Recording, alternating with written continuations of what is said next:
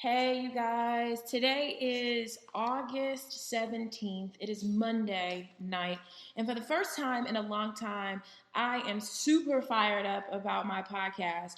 When I first started doing these podcasts, a lot of the topics that I would talk about, the topics would come from sort of a situation in life, and I would just kind of go on these tangents or rants and just chat with you about things that like concern me, things that I would see in other people. I'm insanely observant, so I look around and I watch everything. But today finally got the, what do you call this, Wi-Fi on in my house. So now I'm no longer on this little hotspot. I got full-fledged cable, full-fledged Wi-Fi happening. So expect more podcasts coming from me. But today I want to talk to you about these two types of hustlers. Like, we always see people saying that they're hustling. And I mean, I don't even know when this started. I feel like for me, this whole hustling culture started with kind of like Diddy. So when I was around and in college, right as I was like graduating, it was that whole making the band, walking to get cheesecake. For those of you who are super young and don't know anything about that, I'm pretty sure you can find it on YouTube how Diddy sent some of the band members to walk and get cheesecake, and the reactions that people got from that, and how people felt like some people got it, most people didn't. Like, I'm not doing that. Like, what does me walking to get cheesecake have to do with my career? And so from that, everybody kind of started hustling. And like Jay-Z, he talks about the hustle. I'm pretty sure there are tons of quotes. I wonder if you just Google Jay-Z hustle quotes, how many of them he has. But anyway, here we are today in the age of social media, and now everybody claims they're a hustler. Everybody feels like if they're posting on Instagram or they are, seen with this or that person, that they're hashtag hustling. So today I want to talk to you about how one of those hustlers isn't hustling at all. And this is not as organized as I would like for it to be, but the message is so passionate, and I literally couldn't stop writing down notes for this. So I'm going to get into it, but I got to do the housekeeping first. mytachi.com. I still have my journals on sale. I think the mugs are sold out. I probably won't do those again. So if you want a journal, I say you hop on that, because I'm not going to make any more ever. So if you have this journal, you will be the first and last person to get it. I'm going to be moving on from that. So I do want to record some more private podcasts and secret podcasts for people who purchase those journals. So please do stand by. Now that I'm popping on the internet, now that I got my Wi-Fi going, I can do more for you. But I broke these two types of hustlers up into categories. And there's one person that calls himself a hustler that I like to refer to as like a work mule or like worker bee. And then I have another category for the person that is a true hustler. So I'm probably going to go back and forth and say who's doing what. But I really want to start off by saying that this person that's calling themselves a hustler, that's always busy. So, people who are always busy doing work that anybody can do. That does not make you a hustler, okay? It's like you're just busy. You are busy kind of like doing work that's not complex, that doesn't require much of your thought, nothing at all. And so I don't ever want you to confuse yourself as a hustler when you are doing things that anybody else can do, meaning you're not doing things better than everybody else, right? That's what makes you a true hustler, when the way that you do it is better than anybody else that can ever do it, okay? The way that the things that you do, everybody else can't do, right? And the way that you become that person and separate yourself from the group of worker mules is that you invest in yourself.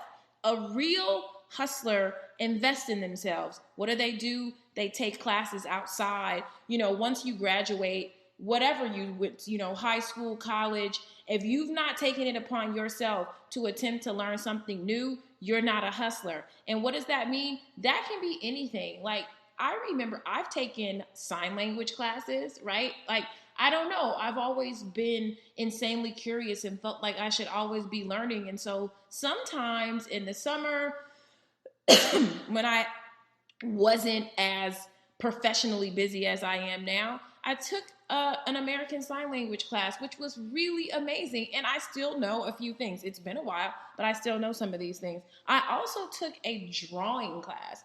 I always felt like I can only draw stick figures. And so one summer as a college student, and it didn't go towards my credit, I ended up taking a drawing course at night in summer school at a community college just to stretch myself outside of what I initially felt comfortable doing. So you have to invest in yourself, okay? So another thing that work mules do versus true hustlers is they don't see opportunity ever, right?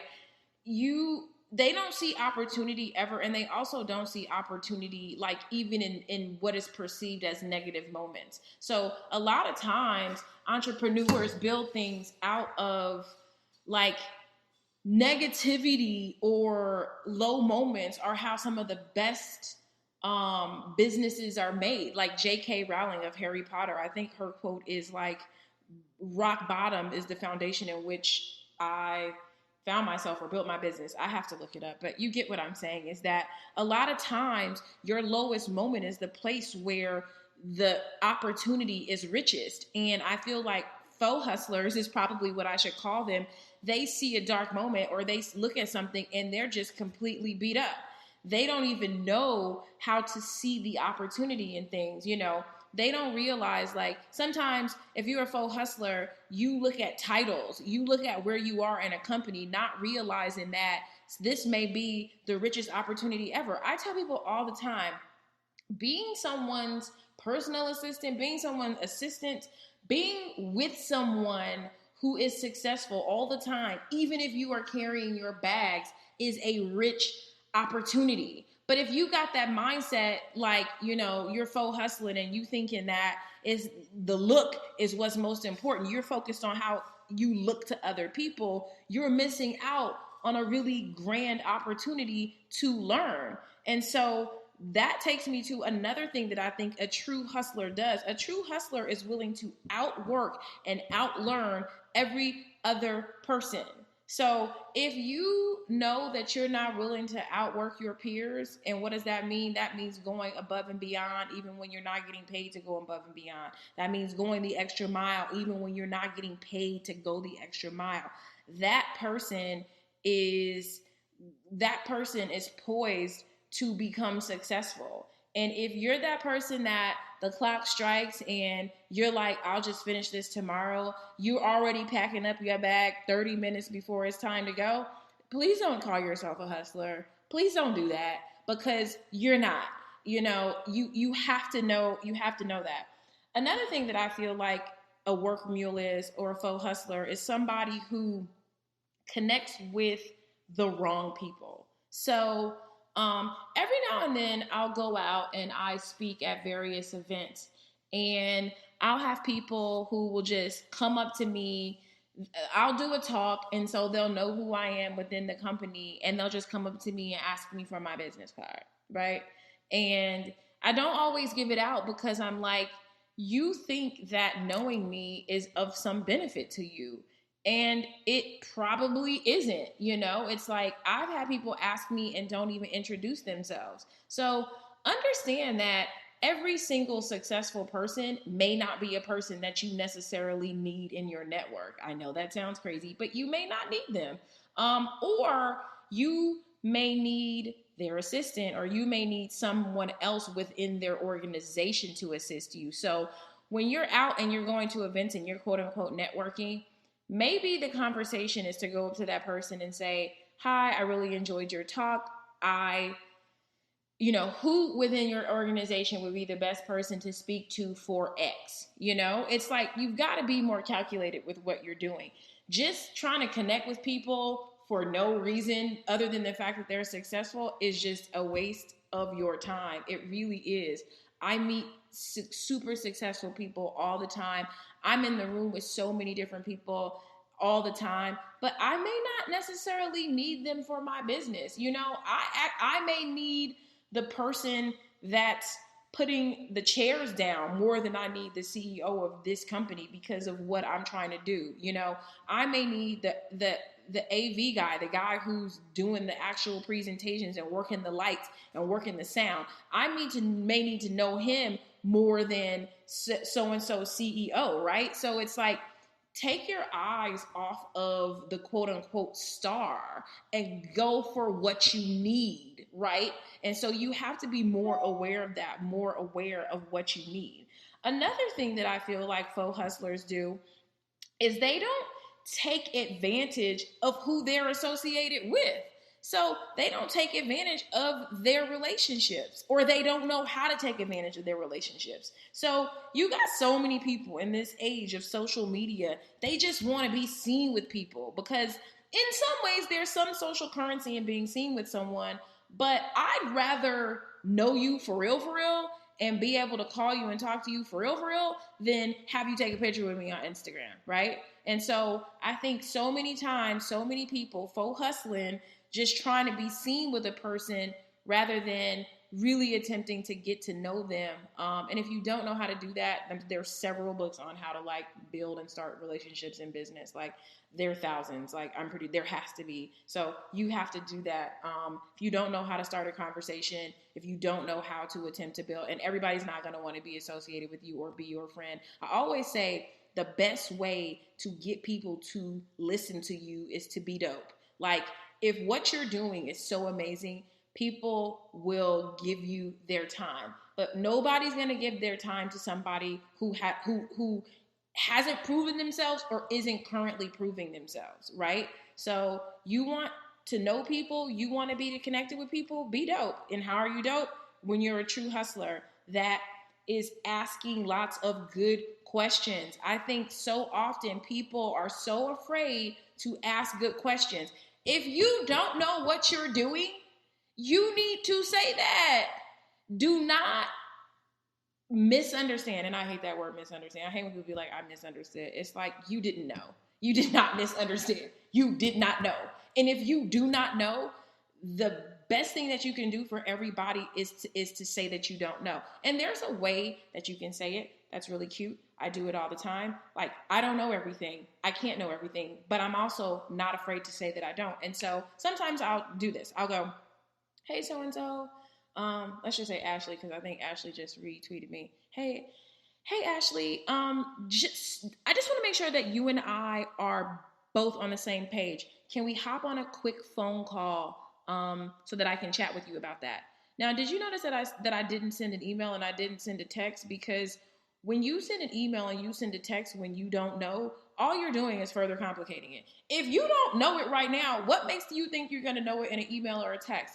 I think that having a voice conversation or a face-to-face conversation helps you. And what it also does is it makes you less sensitive and insecure about the fact that you don't know, right? So sometimes email, the tone gets misconstrued, right? But when you go to someone with a really, truly genuine, that look on your face, I'm not sure, I'm not too sure about this, people will have some sympathy for you. And the question, it doesn't look, and I hate this word dumb question. I don't even like the word dumb, but I know people use that. But the question doesn't seem bad, right? It doesn't seem like a bad question. So ask lots and lots of questions. And even I had a meeting over the weekend and I'm supposed to do something that's going to be very hard for me to do.